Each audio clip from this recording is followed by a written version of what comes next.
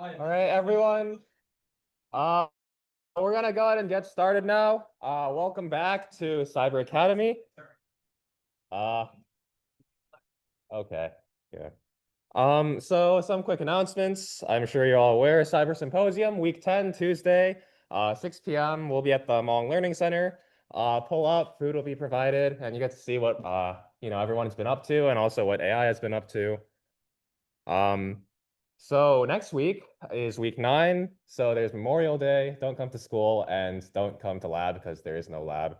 But a week from now, so on Wednesday, we'll have our CyberX Studio collab workshop run by Leia and some of the studio officers. So that'll be really cool. Pull up. And yeah, I guess besides this and symposium, there's like not really many other, no official cyber events. Of course, if you want to just get together and do stuff, why would we stop you, right? But nothing official. All right. And with that, I'll hand it off to Hunter to give a talk on the security of the Signal messaging app. All right. Hi, so my talk is on the security of Signal.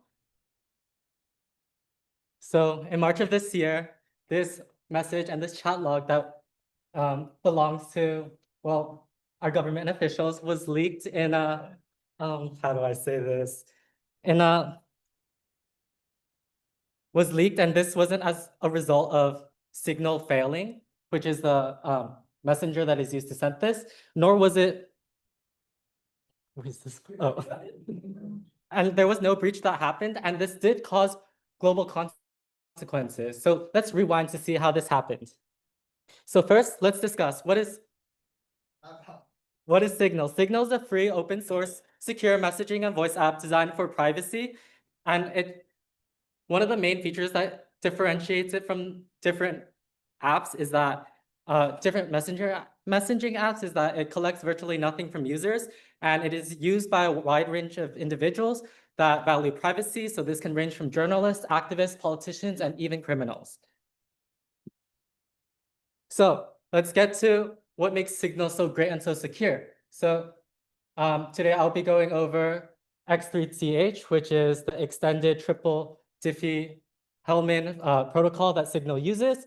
And the goal of this protocol is that it securely starts the conversation, even asynchronously.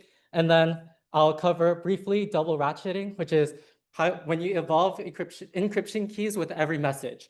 Now, Signal's protocol also does come with a post-quantum variant of X3DH, and also this thing with a lot of symbols that with the goal of providing digital signatures, and also Sesame. But today I'll be covering only the core basics for Signal, which is X3DH and double ratcheting. Yes, Leon. X3DH and the post-quantum version of it, like, how does it decide which one to use? I think like by default it uses the X3DH, and like it just has the post-quantum one like in the library that you can use, but you can decide which one to use. Okay, so let's talk about X3DH, which is the extended triple Diffie-Hellman, and this protocol is used to establish secure sessions even if one user is offline, which is often the case for messaging apps, because when you do like send a message to like another person, they're likely not going to be online, so it has to be stored. You have to be able to establish that connection somehow. So how extended triple Diffie-Hellman works, I'm just going to call it X3DH, is that it uses a combination of temporary and long-term keys to create a shared secret, and it improves upon the regular Diffie-Hellman protocol by providing forward secrecy for session startup. So forward secrecy is when even though one part of your key is leaked, one part of your key is leaked during the key exchange, it won't, the attacker won't be able to get your session key, which is the main key that you want to exchange after a DH call. So, and X3DH also has X3DH also has the benefit of authenticating the identity of the participants, which the normal DH doesn't do.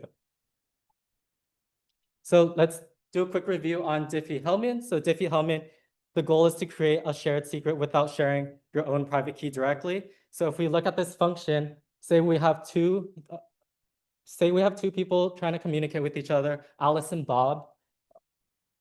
Alice and Bob can create a shared secret key. So if we see, they're able to create a shared secret key without sharing their own. They're able to create a shared secret key without sharing their own private keys. So they do this by exchanging public keys, and the key function is the function over there. So, but it does have the following drawback that it has no built-in identity verification, and it is vulnerable if long-term keys are reused. But the main goal of X3TH is that it solves these issues. So I'll be going more into details on this protocol. So in the roles of the X3DH algorithm, we have X3DH protocol, we have Alice who wants to send initial data to Bob and establish a shared secret key. And then we have Bob who wants to allow parties like Alice to establish a secret key, but may be offline. So Bob has to have some relation with the server, and the server stores messages from Alice to Bob that Bob can later retrieve. So here are all the keys that are used in the process where Alice tries to initially send a message to Bob. So we have Alice's identity key, and this is a long-term key pair that identifies Alice. We have Alice's ephemeral key, and this is a fresh temporary key pair generated just for one session. And Bob's identity key, which is the same thing, but for Bob. And then we have Bob's signed pre-key, and this is a semi-temporary key signed by Bob's identity key to prove that it belongs to him. And finally, we have Bob's set of one-time pre-keys, which are optional sets of keys that adds extra layers of security. So here's like the core of the X3DH and like how it functions. So we have the first, it basically calls between 3 to 4 DH calls and then does a key derivation function, which is a one-way hash to create a hash to create the shared key that Alice and Bob will use. So it can either call between 3 DH calls or 4 DH calls, and that depends on if the user wants to include the optional, if Bob wants to include the optional keys, so the OP key KB. And the first DH call uses Alice's identity key and Bob's signed pre-key, and this allows Alice to authenticate Bob because the signed pre-key is signed by Bob's private key. So then Alice would know that it's being sent by Bob. And then the second one uses Alice's ethereal key and Bob's identity key. And this authenticates Alice when Bob, because after Alice gets the shared session key, then Alice, later on I'll cover this part, like how authenticates Alice. And then we have the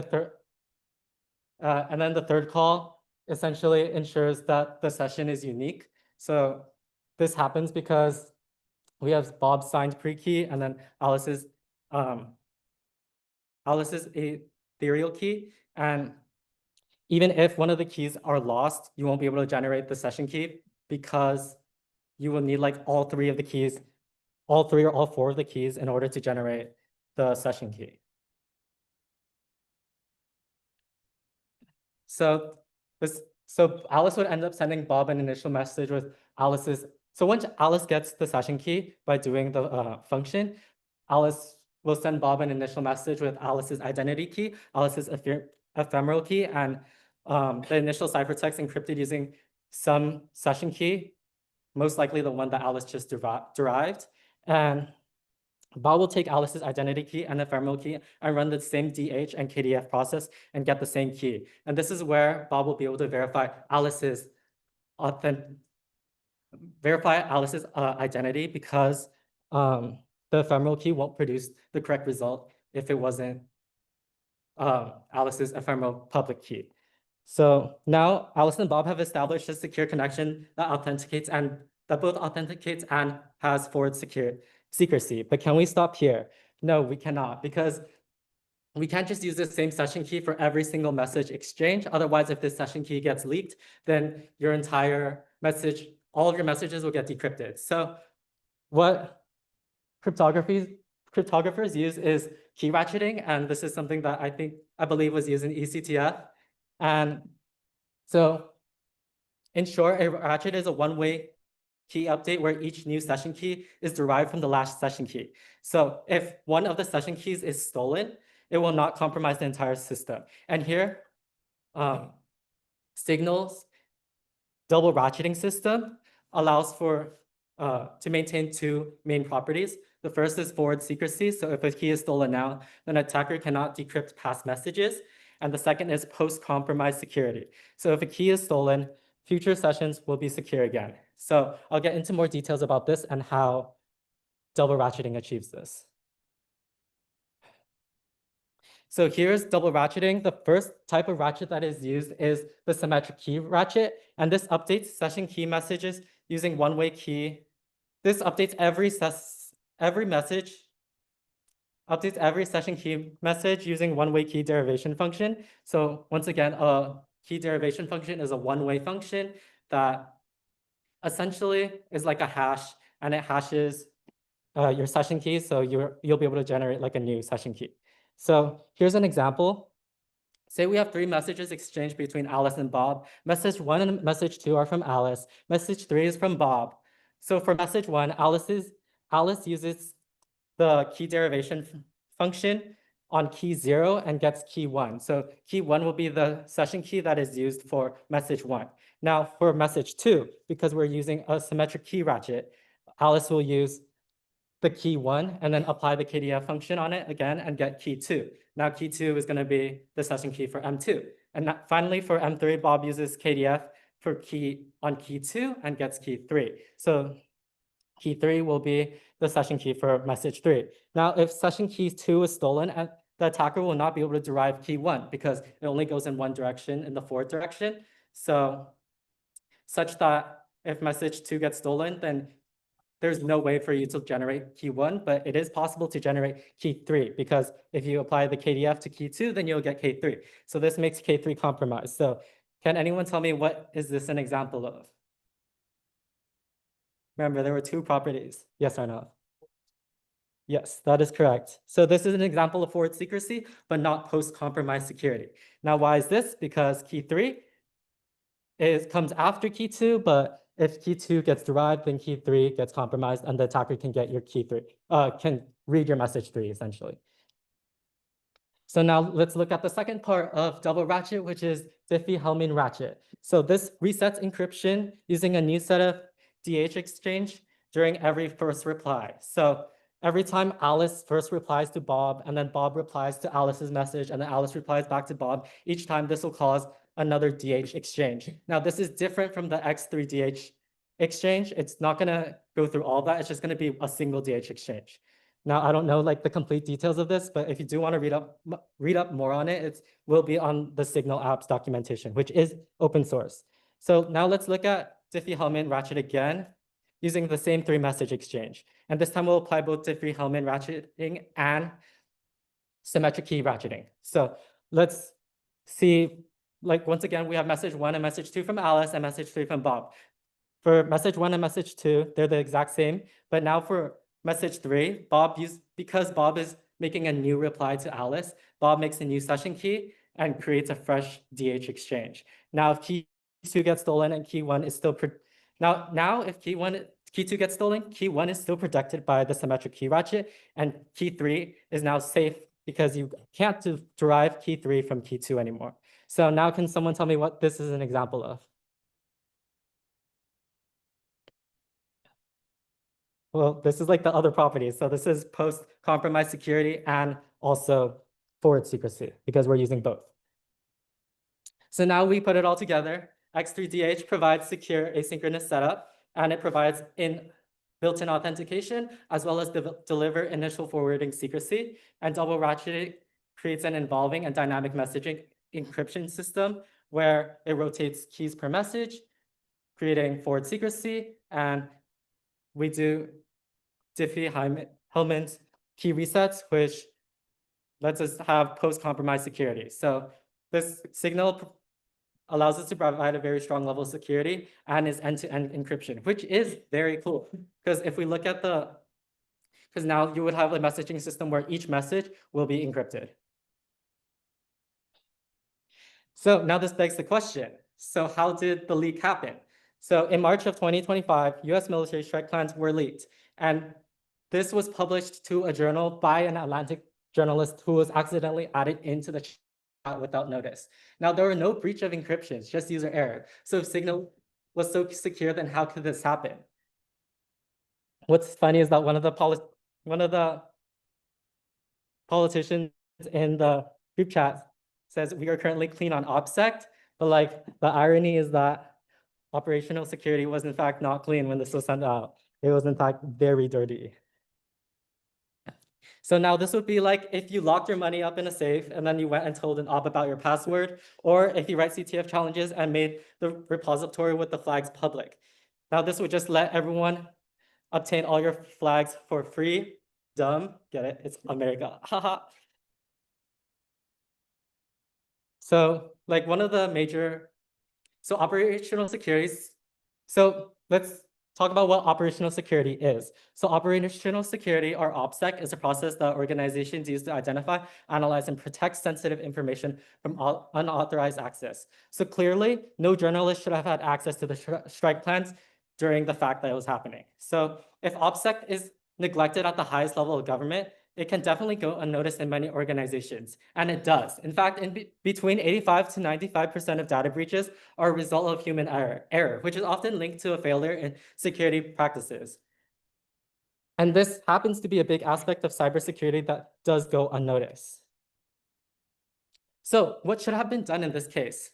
Well, surprise, surprise, the US government actually does have an established communication security protocol for these types of situations. They were just ignored. So in this case, each member of the group chat, of that Signal group chat, does have on them 24/7 a built-in compartmented information facility, or SCIF, in their home. And they also have military aids that can get them on top secret communication devices where the journalists would not even have been an option to add to the chat because they wouldn't have, like they wouldn't show up on a list of like authorized users. So if you take away nothing from this chat, just nothing from this talk, just take away this: encryption works, and people, turns out, they don't work all the time. And if you think about it, it's like, and if you think about it, if someone wanted information from you, like your secrets, your drama, or tea about you, they're not going to go to you directly. They're not going to go through your firewalls. They're going to go through your friends. They're going to go through your chats, and they're going to go through your contacts. So take a look around, because that's where the real attack surface is. Thank you. Any questions? I can take questions. Anyone have any? So in the group chat with multiple people, are you just doing the same process for each person? Yes. It's like, I was gonna add the slide, but I didn't have time, but it's like, you would exchange, you basically like exchange the different keys amongst like each of the different people. So you have like a one-on-one with each person and within the group chat. So for every message, you have to create a new key with everyone else. For every message, you need to create a new key. Honestly, I'm not sure about that. Yes. So you would have to send like n ciphertexts for n people in the group chat, right? I believe I'm not sure how that works, like with the group chat. Sorry. Yeah, Anthony? Post-compromise security, is it like they change the keys after every like reply and not like every message? Yeah, not every message. They change the key after every reply. If it's every message, it'll be too expensive. It's like if you have like a giant like list of messages and then like the entire thing like broken like this. Right, but it's like just one person sending the message, so it's like better than nothing. Rona? So like, how do you like view previous messages you had, because you have forward secrecy, right? Like, how do you decrypt messages, I guess, like before that? Well, you can like Signal still lets you like see the messages. It's just like when they're in transit, if they're able to decrypt the message, I think then they can like from the network like look in like from the network, they can be able to decrypt like your other messages.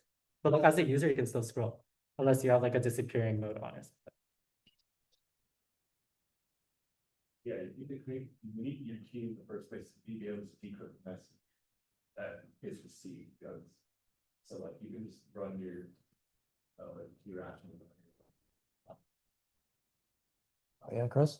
What's, like, can you go back to the slide about the ephemeral key and the identity key? Yes. Like, what's the point of having the two keys? Like, is it just like, oh, well, two keys, then you have to leave both the keys? But if, my understanding of an ephemeral key is probably that it gets generated every time you, what's the story behind the ephemeral key? So the ephemeral key is generated every time that you start a session. So when you want to first like when Alice wants to first like connect to Bob, and the idea of the ephemeral key is like after the initial session key is exchanged, then the ephemeral key and the ephemeral key and the one-time pre-keys, if Bob chooses to use it, gets deleted.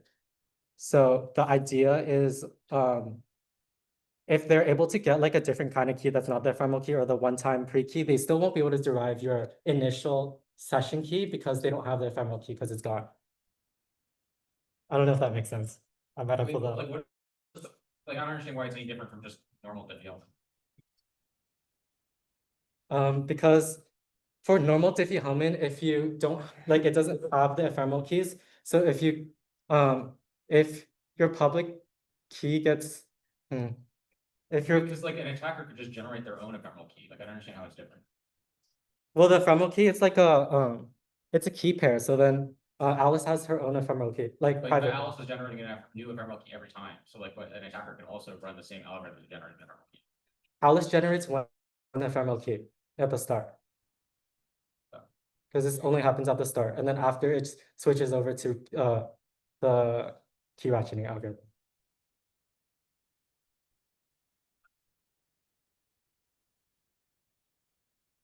Yeah. What problem does the ephemeral key solve for the ratcheting lesson? The ephemeral key solves the problem of next slide. Because the ephemeral key also lets you the ephemeral key also lets Bob authenticate Alice because the key wouldn't be decrypted. Like after Bob sends the ephemeral key, after Bob Alice sends the ephemeral key over to Bob, then Bob uses Alice's public Bob uses Alice's public key and his own private key in order to decrypt the message because that's how like Diffie-Hellman works. And then if Alice's ephemeral key, like if he doesn't have like Alice's right ephemeral key, then it's not going to decrypt correctly. So it's just like it's like for authentication for Alice. All right. So I guess in this case, this system like authenticates both Bob and Alice, but Yes. there's kind of like an asymmetry here where like Bob has like some set of keys, but they're different from Alice's keys. So like when you have a chat between two people, which one is Bob and which one is Alice? Because there's like it's like asymmetric, right? Yeah, I don't know if this will solve your question, but like so Alice like sends over her identity key and her ephemeral key, and then Bob is able to use Bob uses his own like Bob uses his own one-time pre-keys and his signed pre-keys and his signed pre-key in order to like decrypt his messages with like with the keys that Alice sent. So I guess like would the creator of the chat be Alice? Would the creator of the chat be? Because if two people want to talk to each other, how do you decide who's Alice and who's Bob? Because they do different things. Yeah. I guess it's whoever like first initializes the chat. Okay, sure. Because when you sign into Signal, like when you sign up for Signal, you have to put your 3 keys that you generate. So Bob would put his identity key, signed pre-key, and one of his like if he chooses a one-time pre-key into the server. So when Alice wants to connect to say like Bob, then Alice will fetch the keys from the server and then perform this. Okay, you sign up, you put your ephemeral key, but it's not just only There is no Bob doesn't have an ephemeral key. that makes sense. All right, if no more questions, let's give Hunter one more round of applause. All right, and with that, let's get into Cyber Academy. So I think Yeah, I guess there's some new people. So the way we usually split up, I guess we have cryptography on this side of the room, web sort of up in front, and then reverse engineering and Pwn is sort of in that back corner. So whichever one is most interesting to you, you can go ahead and move to those places. So yeah,